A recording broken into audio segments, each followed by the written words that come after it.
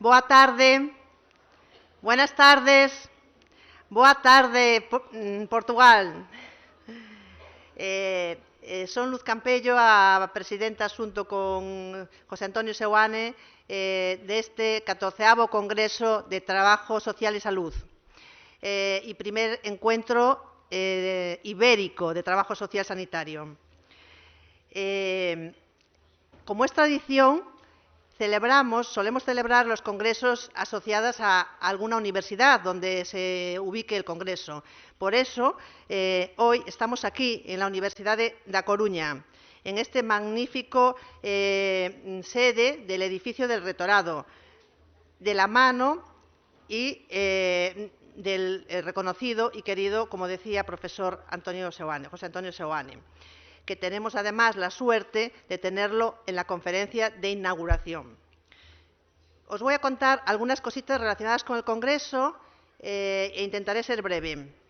Contamos con la participación de casi 400 trabajadoras y trabajadores sociales. ¡Wow! Tuvimos que cerrar las inscripciones a las 2 semanas de abrir, esto es algo histórico, por el aforo, porque tenemos un aforo máximo 400 personas y no podíamos dejarlo abierto. Bueno, esto tiene que ver con que tardamos 5 años, posiblemente. Uno de los factores es que las últimas jornadas fueron en el 2018 en Navarra, en Pamplona, y por motivos tristemente conocidos por la pandemia, tuvimos que retrasarla, pero estamos aquí de nuevo con más fuerza y con muchas ganas y espero que este encuentro no defraude a nadie. También esta experiencia tan dura de la pandemia nos ha ayudado a valorar más la importancia del encuentro, de la relación, de la presencialidad. Por lo tanto, eso es algo positivo que quizá podamos aprovechar. Quisimos este año ampliar el horizonte a nuestro país vecino, o noso país veciño, o noso país irmán, e fago en lingua galega tan próxima ao portugués que para algunhas é a mesma, mais, en todo caso, lenguas de pasado común o galaico portugués medieval, en el que se escribió esa joya de la literatura europea que son las cantigas de amigo de Paio Gómez Chariño, Martín Codas o el rei Don Denis, el segundo rey de Portugal, que escribió esto tan hermoso. Hai flores de verde pino, se sabedes novas do meu amigo, ai Deus, eu Portugal, compartiendo más de 1.200 kilómetros de frontera, de raya, con 4 comunidades autónomas españolas, Galicia, Castilla y León, Extremadura y Andalucía, cada vez menos frontera y cada vez más cerca, está hoy aquí a través de la Asociación de Profesionales de Servicios Sociais portuguesa. Que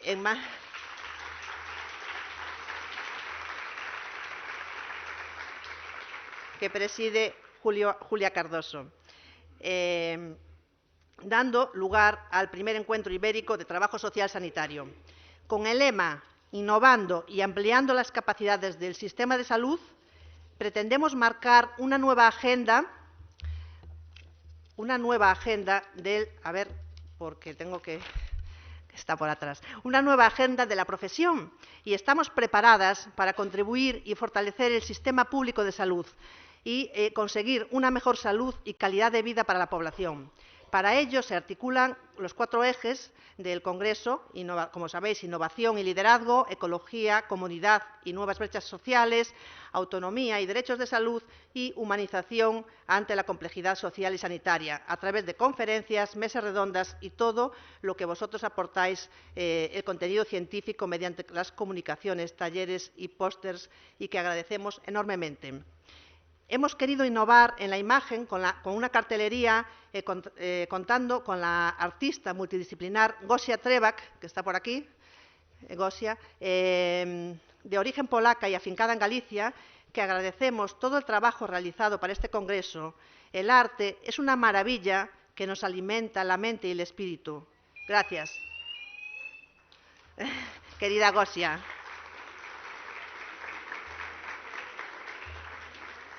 Me decía Gosia que en Polonia había tradición de que los carteles de los congresos eran como obras de arte, como que también estaban en los museos.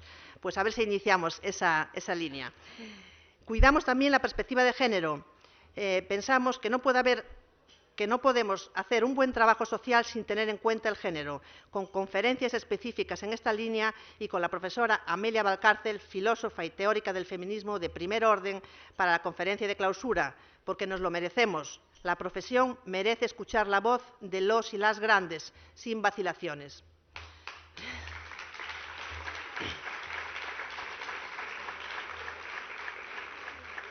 También quisimos hacer un guiño y un reconocimiento a nuestras predecesoras, a las mujeres que hicieron que lo que hoy es la profesión de trabajo social hiciese un recorrido previo a través de lo que conocemos de caridad, beneficencia y aportes teóricos.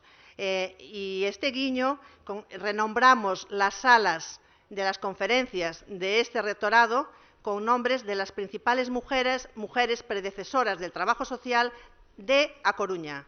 De manera que tenemos esta sala que es el Paraninfo Concepción Arenal, una de las grandes teóricas de la Ilustración y que tiene lo que sería el primer libro de trabajo social publicado 25 años antes que el libro de referencia de la profesión de Mary Richmond, y que sería interesante releer para modificar nuestra historia. La sala Teresa Herrera, que a finales del siglo XVIII luchó y consiguió el primer hospital de caridad, ya previamente pues cuidando y teniendo en su casa a mujeres enfermas y sin techo, y de Juana de Vega, una mujer activista que organizó la primera asociación de beneficencia de A Coruña, promovió el hospital psiquiátrico de Conso y, junto con Concepción Arenal, han conseguido grandes cambios e incidencia política a mediados del siglo XIX. Por otra parte, os dimos unas hojitas con respecto, os van en la documentación que dimos y también en la web, de su biografía. También quisimos que el Congreso estuviese ubicado en un sitio donde nos pudiésemos mover caminando, donde fuese accesible y pudiésemos hacer vida saludable transitando toda la zona vieja o el paseo marítimo o en las playas incluso. A nivel organizativo, tengo que deciros que tuvimos que hacer algún cambio, anulando los cafés de la tarde por un problema de ajuste de tiempo, así que cuando finalice la conferencia de inauguración, que se retrasará un poco, empezará un poquito más tarde, y cuando finalice no os mováis de la sala porque ya pasaremos a la inauguración. ¿De acuerdo? A las 9 tendremos un cóctel de bienvenida en el Hotel Finisterre, que queda en NH Esperia Collection, que queda a 5 minutos de aquí y se puede ir caminando para las personas que quieran asistir.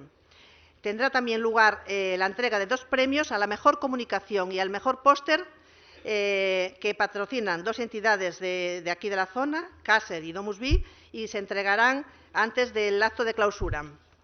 Bueno, agradecemos a todas las entidades que han colaborado como sponsors para que el Congreso fuera posible y que están recogidas en el programa escrito, y a la Universidad de A Coruña, al Concello de A Coruña, a la Concejalía de Bienestar y Turismo, a la Diputación de A Coruña, al Sergas, al Servicio Gallego de Salud, a las 7 gerencias sanitarias de Galicia, el apoyo y la implicación con el Congreso y con la profesión, así como a la Secretaría Técnica GEISECO y a la propia AETIS, a la asociación, por confiar en nosotras, en la Delegación de Galicia, para llevar a cabo este proyecto. Por último, ya deciros que no podíamos tener un congreso de esta dimensión sin contar con la presencia y la perspectiva de los pacientes.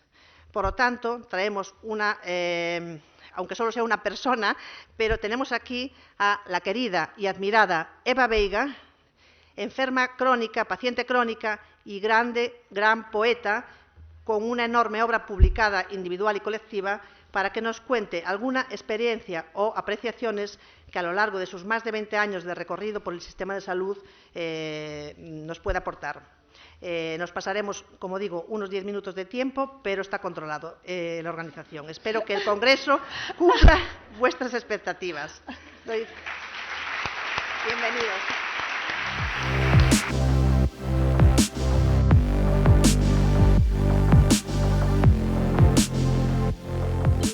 Felicidades, desde luego, por este éxito de convocatoria, que es algo increíble, increíble, increíble.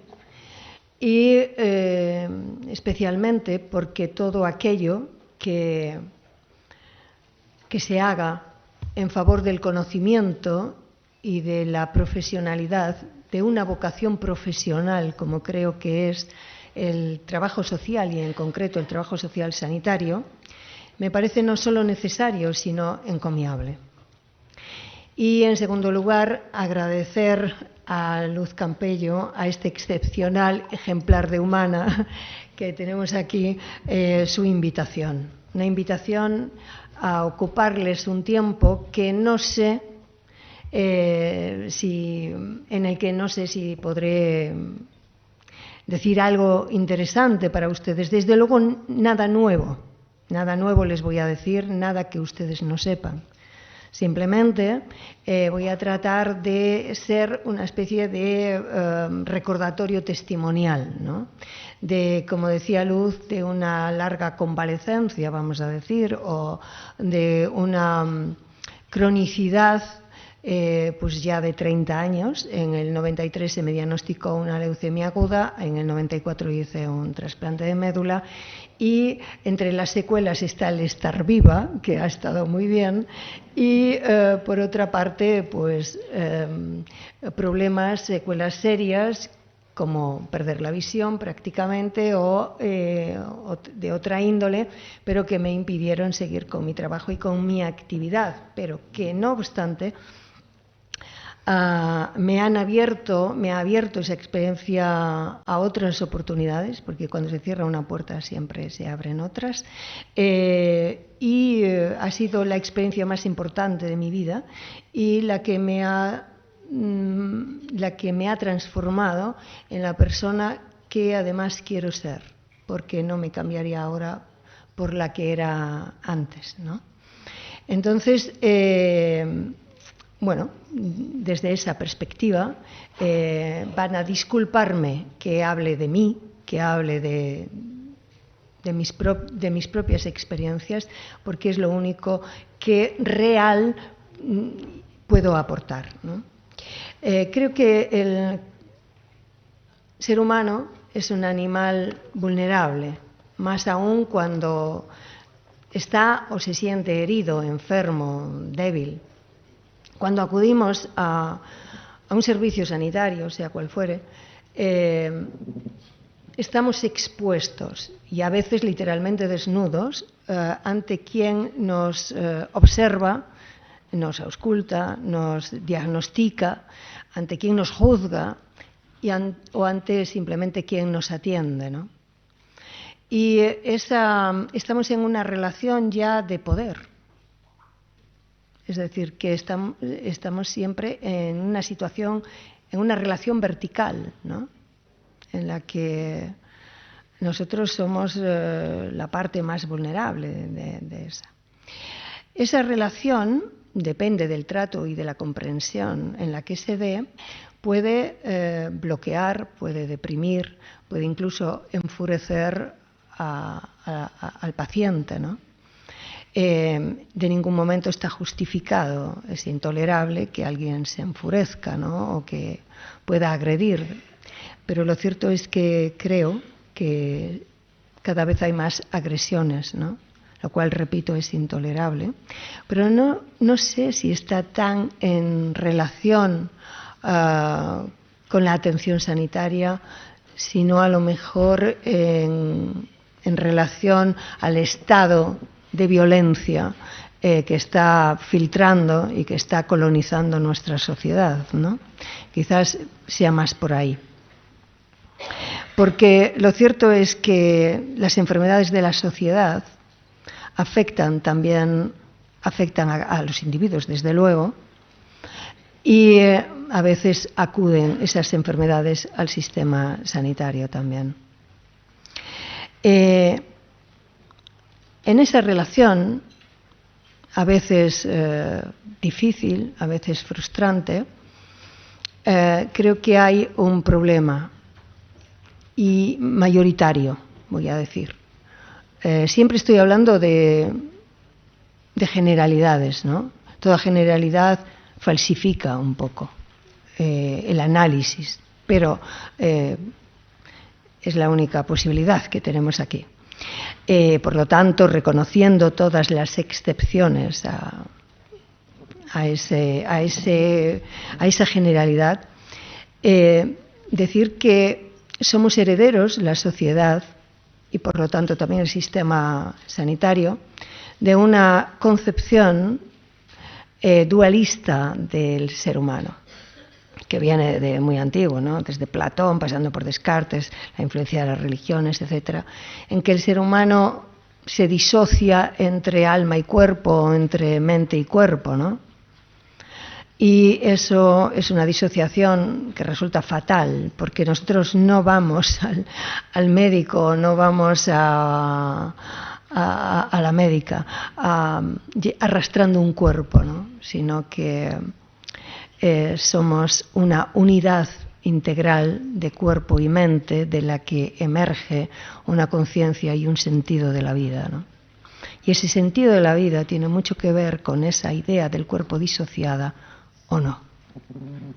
Entonces creo que es importante incidir en este aspecto, porque creo que es algo que está muy instalado, ¿no?, en la población, ya digo, en la población, en la sociedad en general y en el sistema sanitario también.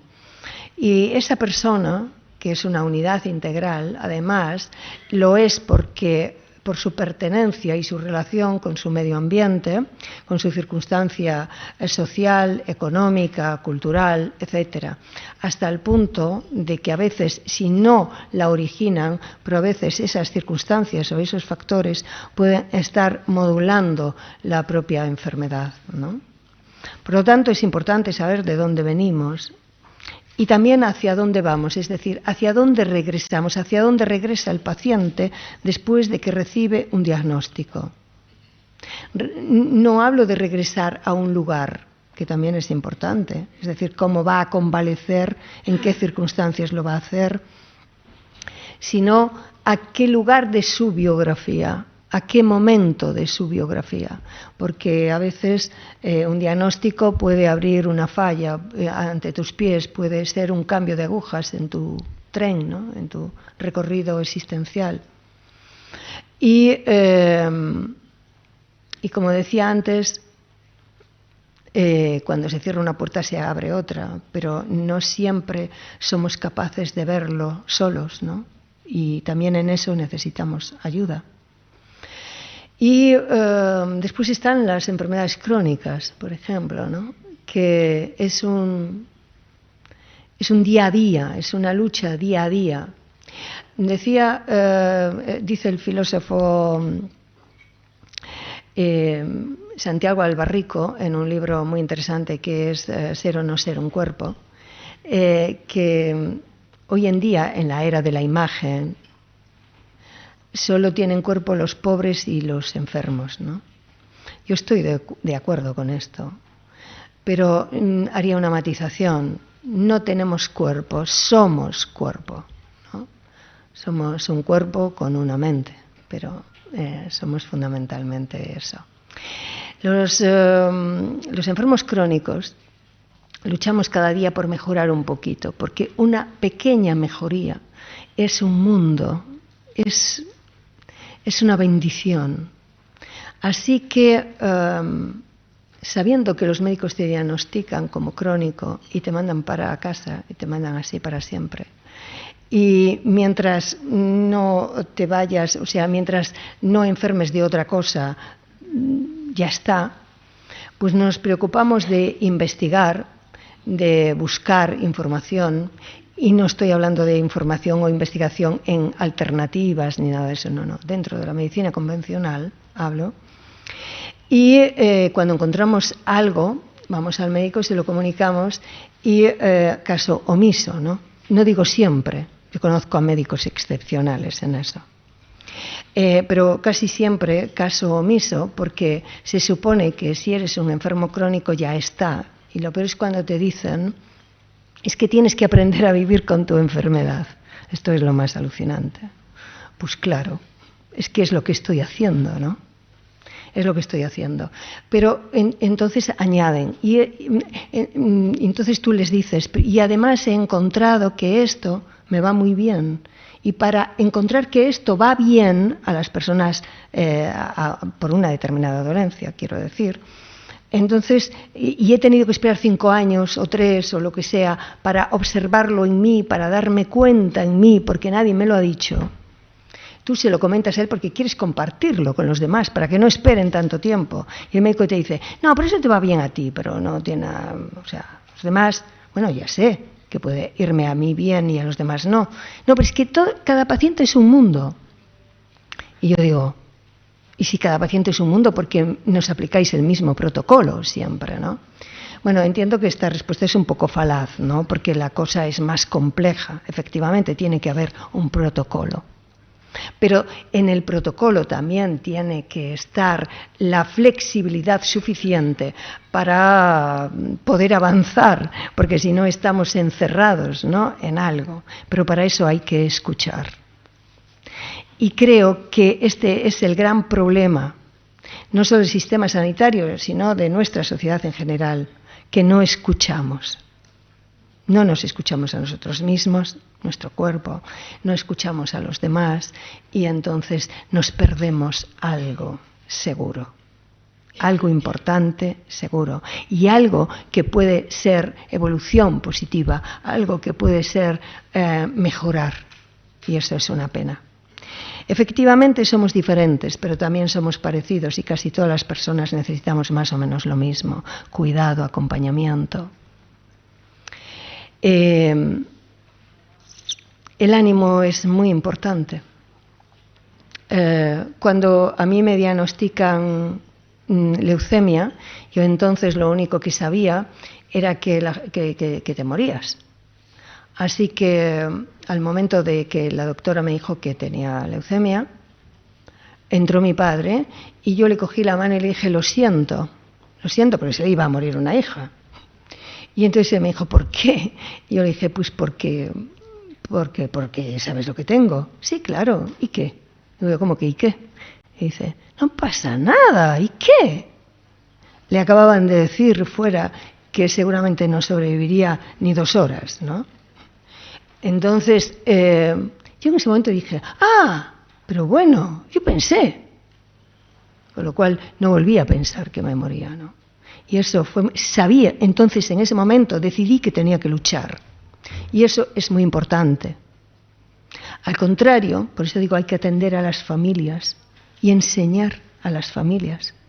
Porque al contrario, durante un periodo de quimioterapia ingresada, tuve de compañera a una chica maravillosa, preciosa, más joven que yo, que tenía algo similar a lo mío, pero que llevaba muy mal lo de la enfermedad, ¿no? Estaba enfadada con el mundo, estaba enfadada con todo, con Dios, con todo. Y su familia, que la cuidaba, que la amaba, llevaba escrito en su rostro la pena y la fatalidad, ¿no? Es muy difícil curarse desde la pena y la autocompasión.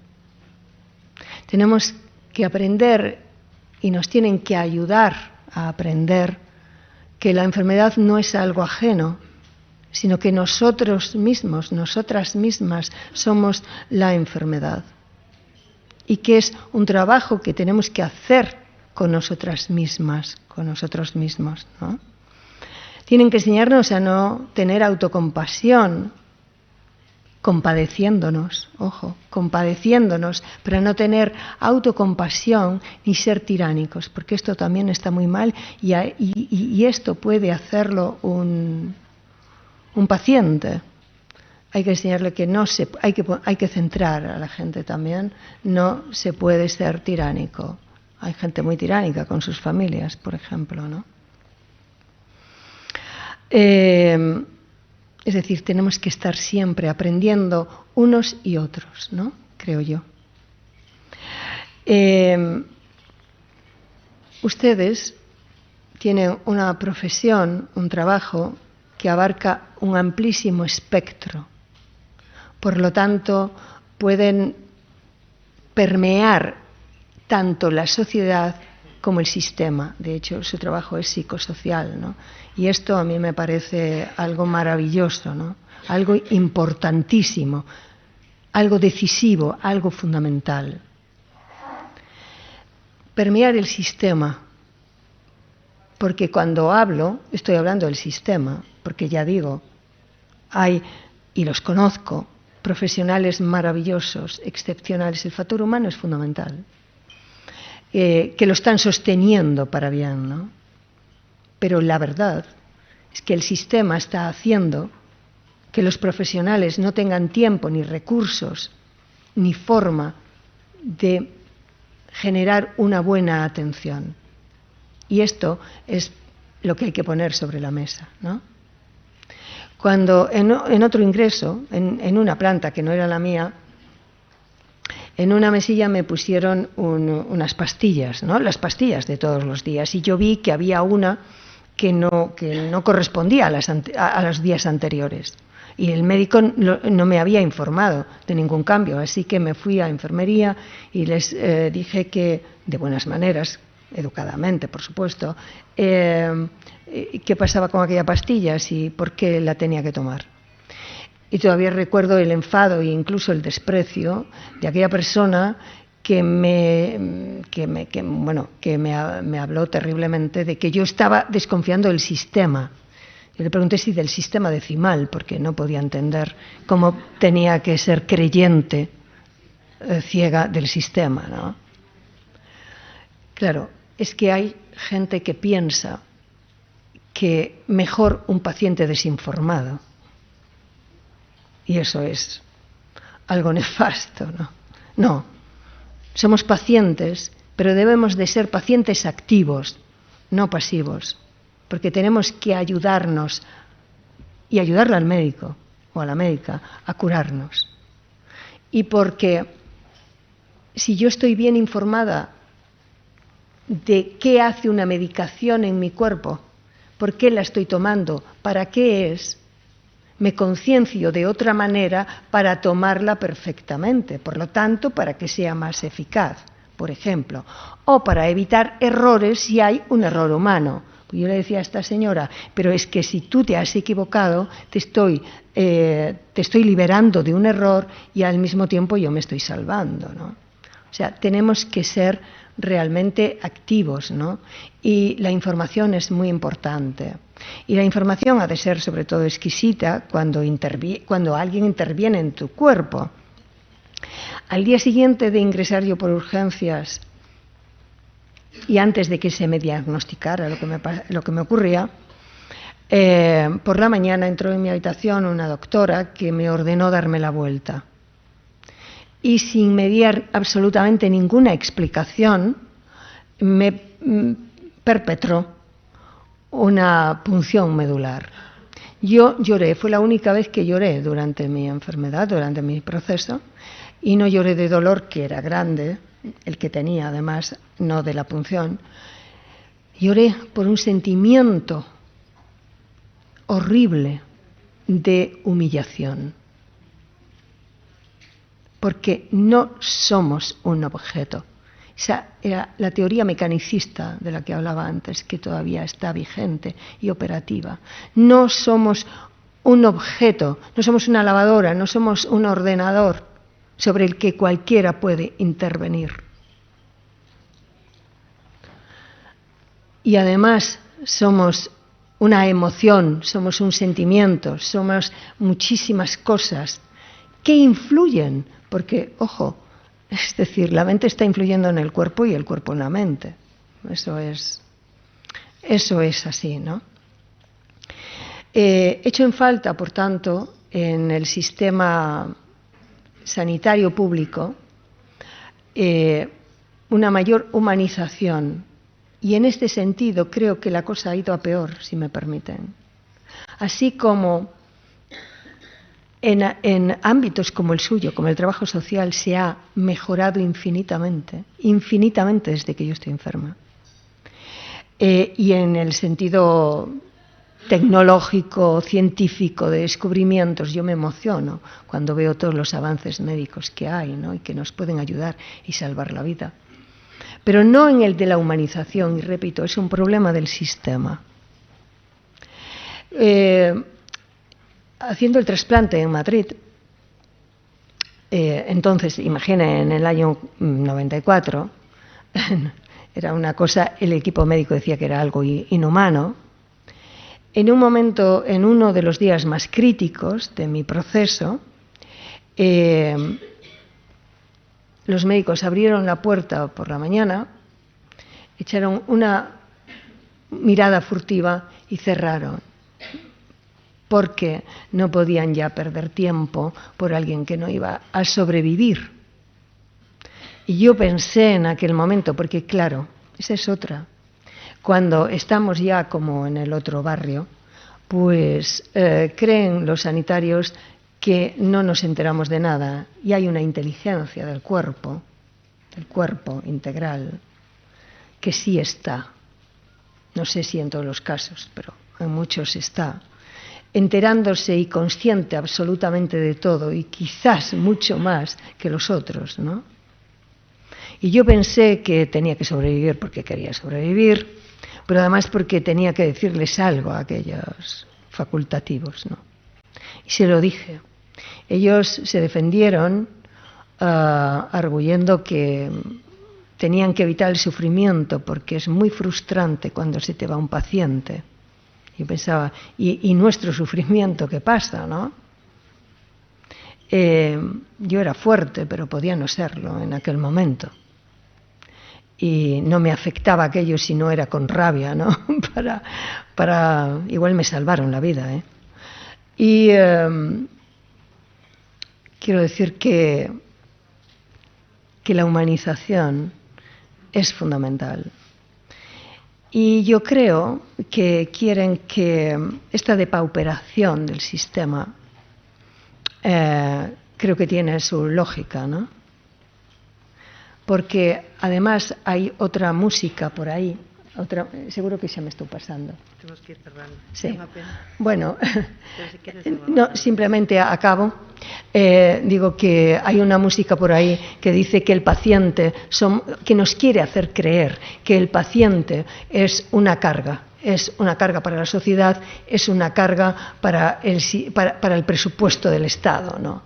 Y eso es una infamia, ¿no? Y además una terrible necedad, porque sobre el paciente pivota no solo miles y miles de trabajadores, sino una industria farmacéutica, tecnológica, de investigación, etcétera, enorme. Pero además hay algo del paciente que es impagable, y es que nos enseña nos enseña la condición vulnerable del ser humano y nos enseña a tener empatía, la importancia de los cuidados.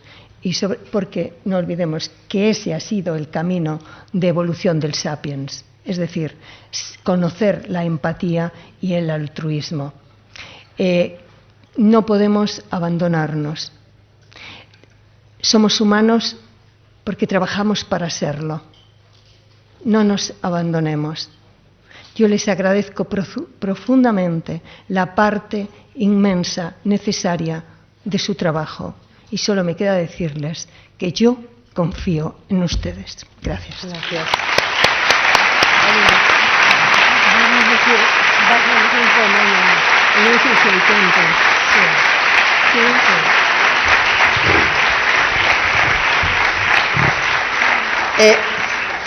Gracias, Eva, inmensa. Por favor, fuera de tiempo y todo, dinos, por favor, recítanos 1 o 2 poemas. Por favor. Bueno,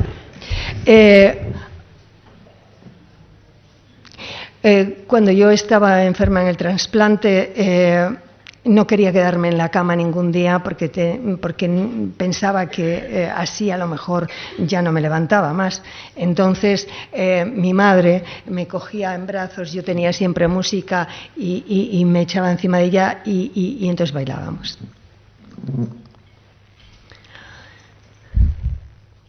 Eu era unha vasilla e os seus fíos desfacíanse como o alabastro baixo a auga. Sobre todo eran fíos de sede. E os doutores experimentaban bellas alegorías sobre a capacidade infinda do deserto.